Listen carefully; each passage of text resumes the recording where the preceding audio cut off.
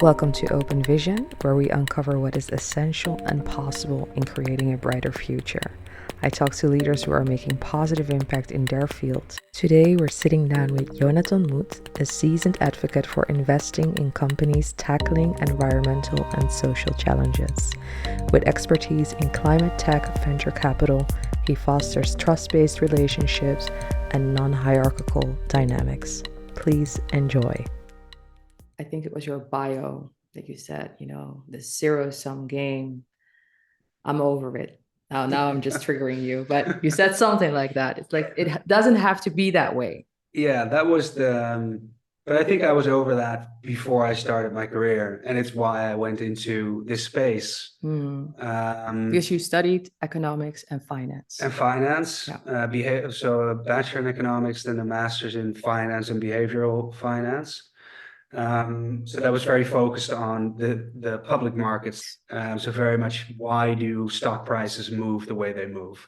Super interesting, especially academically, very interesting topic. I feel a but coming.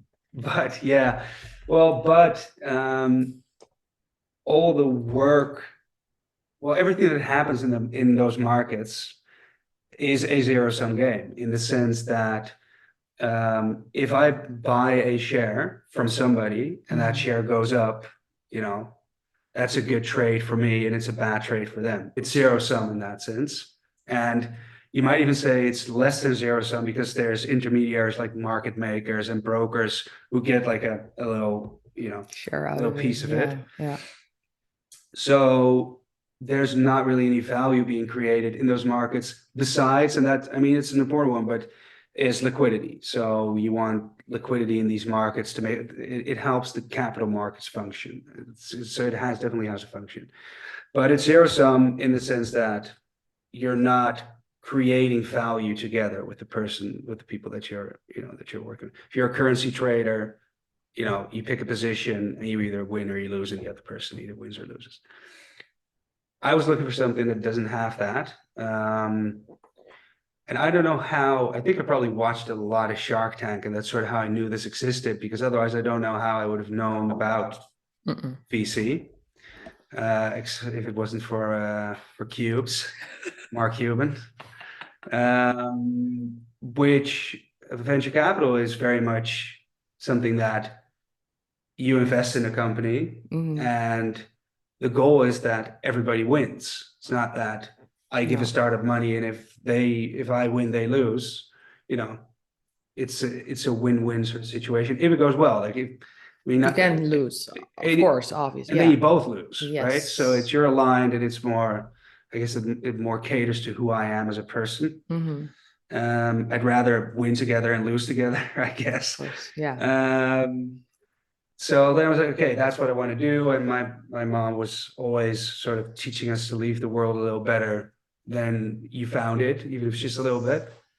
And then I heard about climate tech venture capital, and that was my aha moment to escape the zero-sum game of working in asset management, like 90% of my graduating class. So you are an exemption to the rule, is that how you put it? Well, yes. No, I'm not sure. There's a lot of, and especially newer generations, I think there's way more people who go into something that's either impact related or something that's a little more society focused than when I graduated. But I was definitely the only one who went into VC for my graduating class. Yeah. My mom used to say she'd leave the world a little, you try to leave the world a little better than the way it was when you were born into it. That's impossible if everything you're doing is zero sum, right? I mean, you can still do you can still be winning and do very bad things. Yeah. To leave the world a little better than the way I was born into it, you need to do something that creates value. So can you tell us a little bit about the role of a VC, venture capital, or impact investors in the ecosystem? And what I mean by the ecosystem is you have the startups, you have the scale-ups, you have of course, the market, the consumers, you have the founding team, the people that really work within the startup or the scale up, and then the investors. So besides their role in the investment firm, what is their role in the larger ecosystem? Within the ecosystem, well, you're an investor, so you bring capital, right? So you bring usually what we sell, because it's often about what the company's selling to us, right? They're pitching. Yeah. But at the same time, we're pitching ourselves to the company too. And what we bring is capital, obviously. Everybody needs money at that point, Yeah. at that point in the conversation. But you also bring expertise, you bring network, what venture capitalists will refer to as value add. There is some discussion within, you know, I think the ecosystem as a whole, whether or not VCs actually add value, Yeah. that is a whole Different topic. a whole different time. It's We a can get into that if different you want, but episode. let's let's park that one for Yes, now. yes, yes. But what a VC would usually do is bring capital, add value, in the form of, you know, market expertise or network, and their network of co-investors or investors for the next round. So let's say you're a seed investor, and then 18 months down the line, you want to raise a Series A. The seed investor will usually know a couple of good Series A investors Yeah. that they can, you know, do a warm intro for. Mhm. So the role is to bring capital and to connect basically in the ecosystem. And to, I think also, but that's something I've only learned later in my career, is that as companies grow, you get a board of directors in, Yeah. that a non-executive board. The dynamic between the non-executive and the executive board is a very interesting one, and can either go, you know, very well, or it can go very, very poorly. Yeah. And the experience to manage that, because you've seen it happen at like a bunch of different places, I think is also something that a venture capitalist really brings. And the really good ones that I've seen operate in boards are really good at that, which is interesting. Because also, I think you're a board observer as well, right? Yeah, with a few of our portfolio companies, yeah. What does that mean? You have a board of directors which has a statutory responsibility. So Yeah. they supervise, so they make sure that the company doesn't take any undue risks, or they make sure that, you know, the financials are in order. That's the sort of thing they sort of look in on. Mhm. Their responsibility is continuity. So the continuity of the company for all its stakeholders, so for the employees, you know, the debtors, the management, the shareholders, everybody. The shareholders are obviously usually only interested in the interests of the shareholders. So the board really has a much broader function. So when we get the right to appoint a board member, what we will do is we will get an independent, ensuring the continuity of the company for all the stakeholders. Yes. And not have the conflict of interest of also being a shareholder. Yeah. And then we will sit as an observer in the board meetings, sometimes participate in the discussions if they're strategic. If we have something to add, if we don't have something to add, we just let everybody do their thing. Yeah. So that's what an observer does. So there's a lot of stakeholder management as well in your role. Yeah, in this point of my career now, yes, very Yeah. much so. Yeah. Yeah.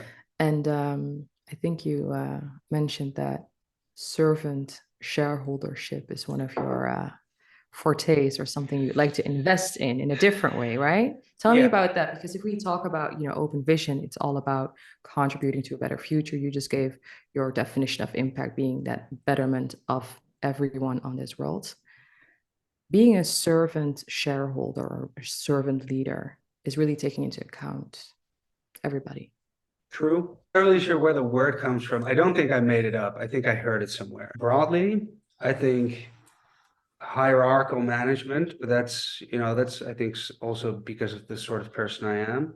I think hierarchical management is less value creating, or maybe even value destroying, but definitely less value creating than empathetic management. It's not only a way to manage stakeholders as a shareholder. So if you go in with the sort of servant shareholder mindset, then Yes. you hope that flows back down into the organization. And not that I have that much influence on the company, right? But even if it's just a little bit, builds an organization probably more future proof, Yes. and B, an organization where everybody is sort of happy. And that sounds, it sounds a bit apropos to what business is supposed to be about. Like, it's not about making people happy, it's about making money, or that's what people say. But if you have an organization where everybody's happy, I think that contributes to a better world in and of itself, aside from the impact you're making. Yes. So that's also a big part of it for me. I just want people to be happy. Yeah. That's very simple. Yeah. Actually. Yeah. Yeah. Yeah. Oh, I love that.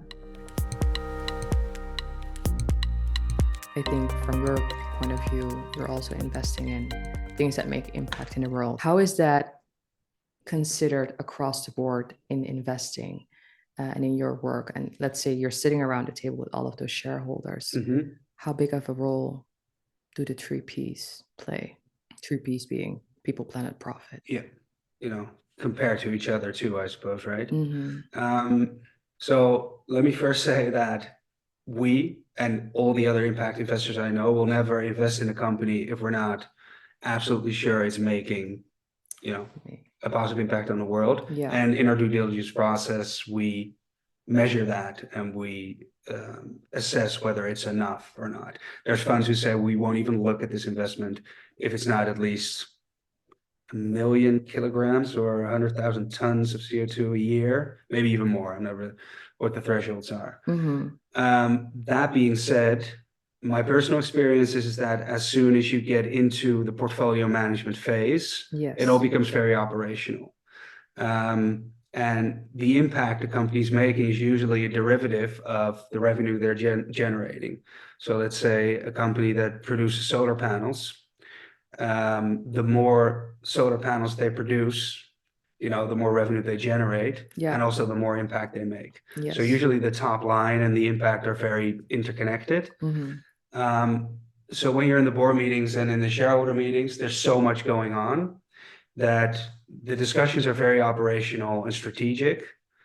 Maybe once every year you will have a discussion whether the way they measure their impact, for example, their CO2 reduction, Yeah. whether that still makes sense, and if the assumptions they use there still make sense. But that will be, once a year. Mm-hmm.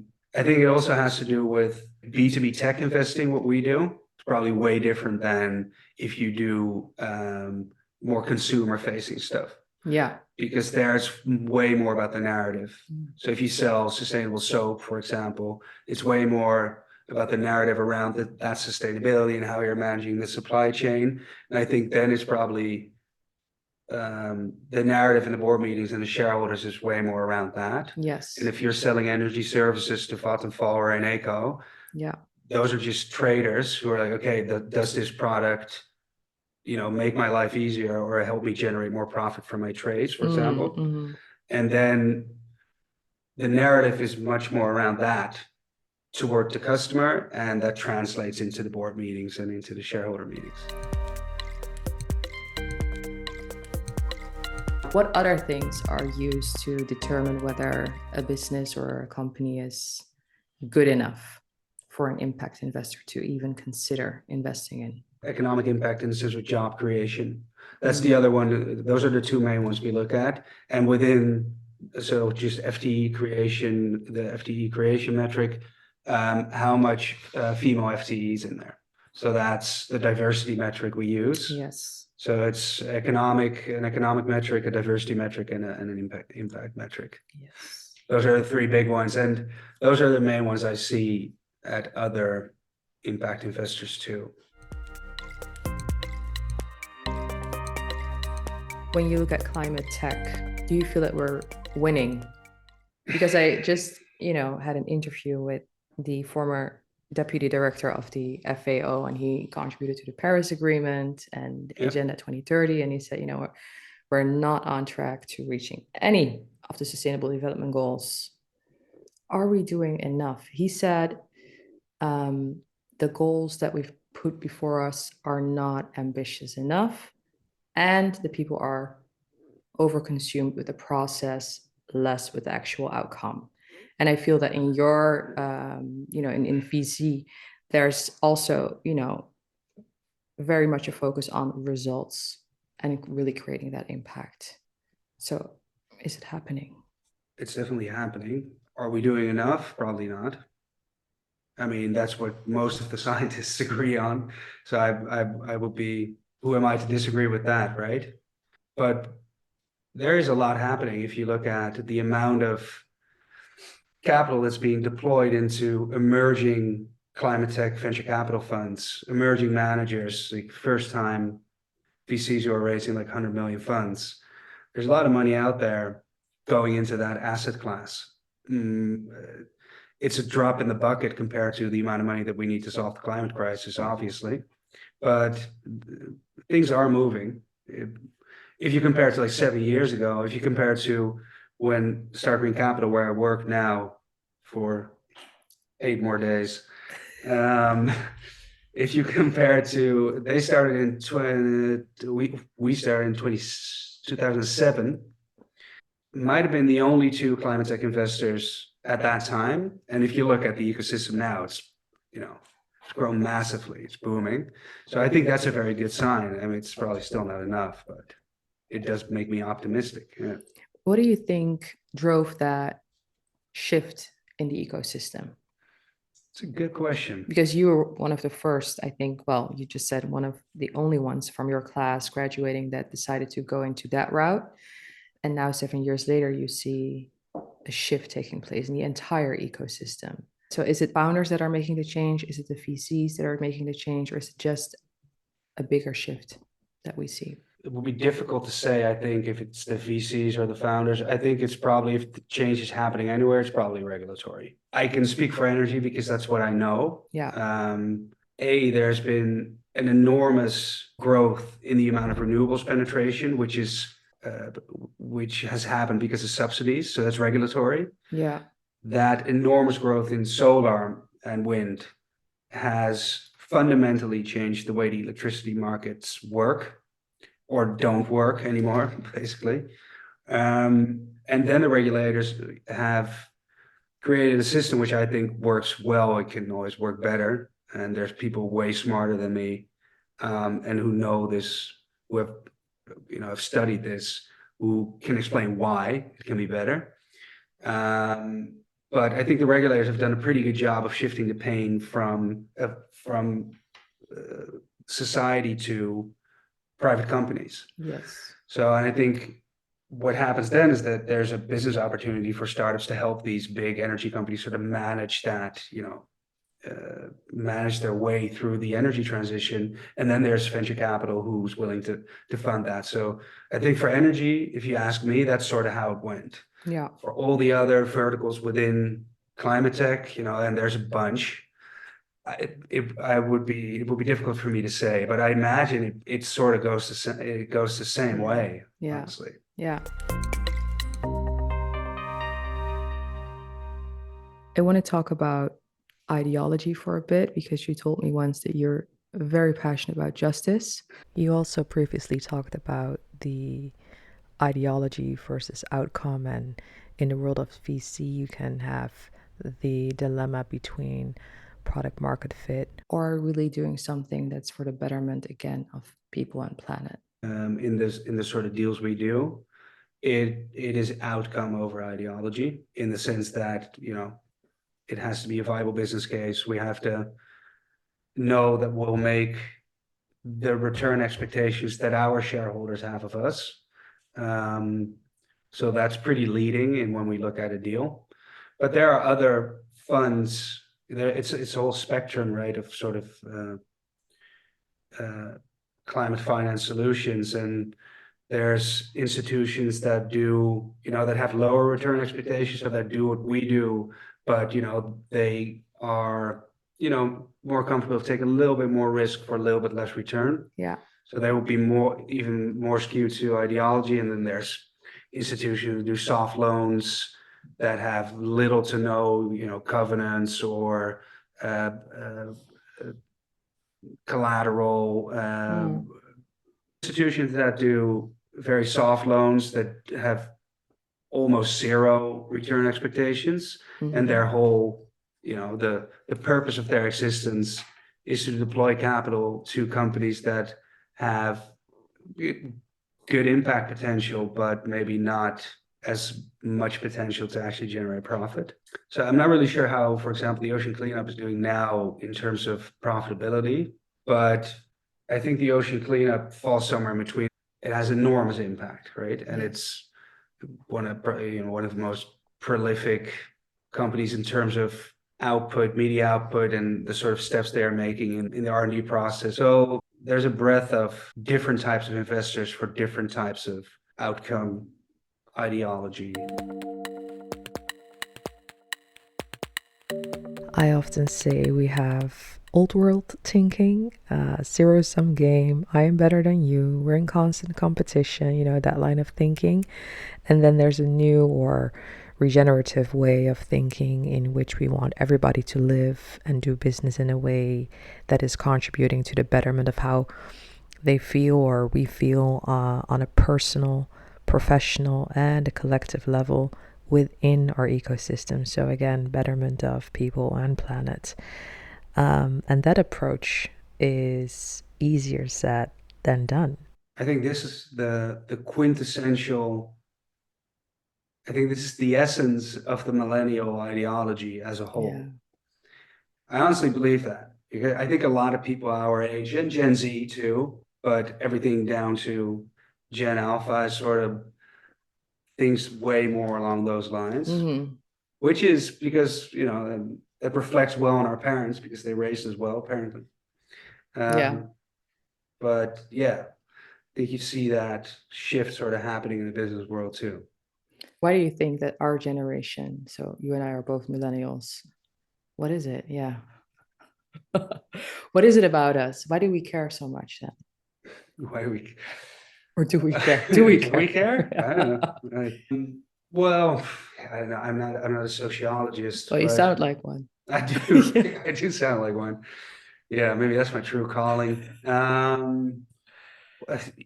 If I would have to point to one single thing, it would probably be the prevalence of just media in our lives. Yeah. We're exposed to everything that is happening around the world all the time. And I think that does do something. It does something to your, to the way you look at the world. And if you see all the bad that's out there, it can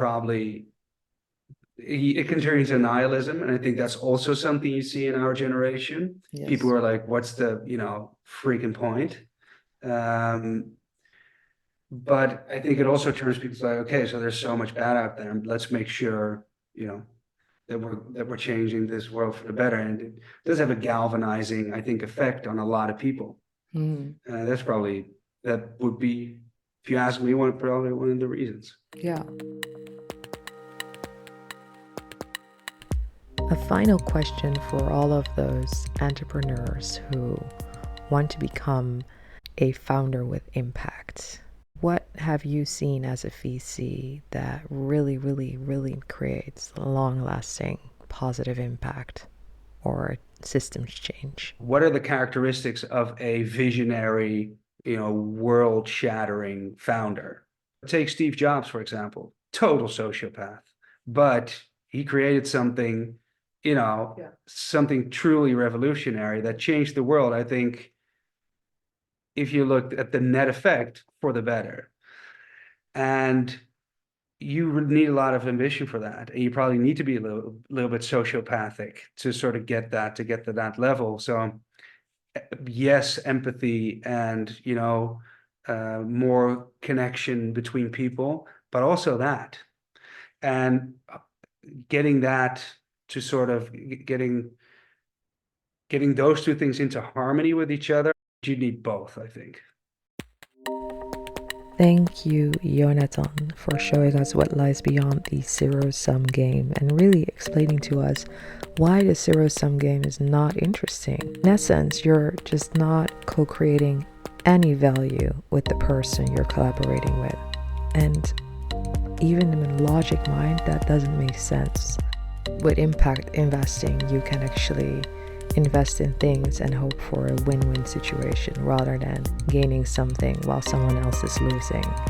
Also, to not become a nihilist as a millennial, I definitely take that to heart.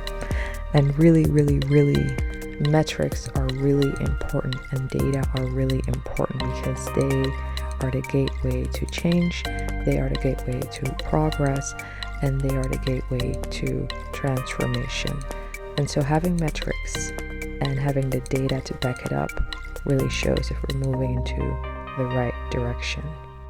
I hope you feel inspired. I hope that you consider your own investments and also consider the fact that each purchase that you make is a micro or a big investment into something, and you can align that with your vision and values.